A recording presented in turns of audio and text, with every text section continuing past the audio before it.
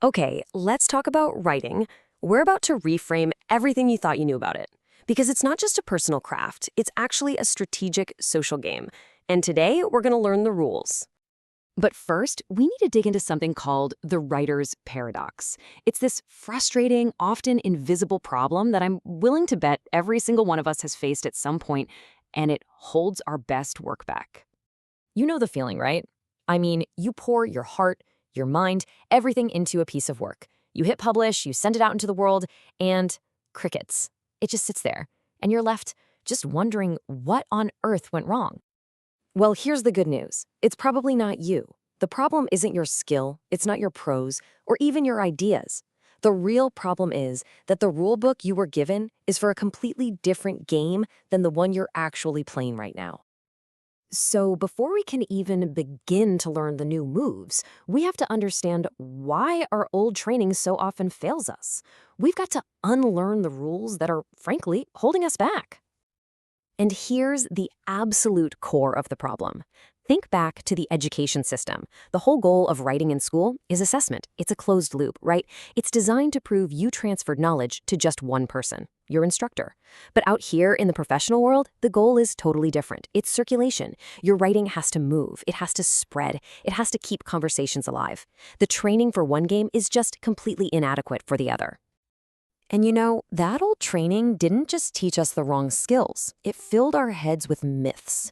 And these aren't harmless little ideas. Oh no, they are active barriers, these invisible forces that literally sabotage our work before it even has a chance to succeed. So let's bust myth number one, the solitary genius. You know, we have this romantic idea of some inspired writer creating a masterpiece in total isolation. But the reality, writing is a strategic social act. You're not some isolated creator, you're part of a system, and you're shaped to produce things that system can use. And that leads right into the second myth, that great writing starts with a perfect, fully formed idea. That's just fundamentally backward.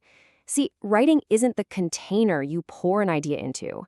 Writing is the messy, active process where an idea actually takes form for a specific audience. Without that audience in mind, you're just thinking on the page. And myth number 3 is this belief that a piece of writing communicates equally to everyone who reads it. It just doesn't work that way. Especially at the beginning, not all readers are created equal. The new reality is that truly effective writing strategically creates social proof with a core, super interested audience first. They're the ones who then help carry your message to the wider world. All right. So, if the old goal of just getting a good grade is out, and all these myths are busted, what's the new target? What are we aiming for? It's one word: circulation. And what does that actually mean? Well, circulation is the act of creating work that doesn't just get read and then forgotten. It's work that survives, that spreads, and that actively goes out and shapes the conversations you care about. It's about making your writing an active player out in the world. This means you have to start thinking of your writing not as this passive, finished object, but as an active agent. It has a job to do, and our role as writers is to design it so it can do that job effectively. And to do that, we need a whole new model. For ages, we've used the classic beginning, middle, end structure. It's designed for completion, a nice, tidy, self-contained story. But in today's world of scattered, distributed knowledge, we need a model that's built for survival and adaptation. That new model is filter, capture, convert. So if we want our work to actually circulate, we need a new playbook. And that playbook is the FCC framework: filter, capture, convert. These are the 3 core moves of the social game. It's a really simple but incredibly powerful sequence.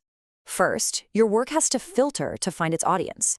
Then, it has to capture their attention to create that forward drive. And finally, it has to convert them to really win the game. Let's break down what each of these really means. Okay, the filter. This is your text's very first job. It's the promise you make. It needs to make the right people feel, yes, this is for me. But it also has to do something else. It gently repels the people who aren't interested, at least for now. This strategy is called attacking the periphery. Instead of trying to write for everyone, you laser focus on a specific niche, say sci-fi fans who love deep world building, and you win them over first. So once you've filtered for the right audience, you have to capture their attention.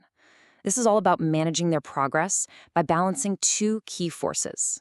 Immersion is that desire to just linger, to savor the ideas. Engagement is the drive to keep moving forward, to see what happens next. A great piece of writing holds these two in perfect tension. And finally, we get to the payoff, the convert stage. This is where you transform a passive reader into an active advocate. It's not enough for them to just finish your work. You want them to feel so compelled that they have to share it, talk about it, and make it their own. This is what ensures your work circulates and resonates long after they've finished reading. This is the ultimate goal. Right, because the goal here isn't just about racking up readers. The goal is to create something much, much more powerful. We're moving from just acquiring an audience to actually building a force. And this brings us to a really crucial distinction. Look, a fan is fantastic. They identify with the work. It becomes part of their identity. But an evangelist, now that's the real prize. An evangelist was literally transformed by the work. And now they feel this deep compulsion to go out and transform others. They become an active agent helping your work circulate. This leads to one last critical piece of wisdom. Choosing your audience isn't just a simple marketing decision. It's a long-term commitment. Because over time, your process marries your audience. You become shaped by the conversation you choose to join. So you have to choose that conversation, that party, very, very wisely. So I'll leave you with this question to think about. I want you to look at your own work. Is it playing the old game of assessment, just trying to prove what you know? Or is it playing the new social game? Is it strategically designed to filter, capture, and convert, to actually get out there, circulate, and shape the world? What game is your writing really playing?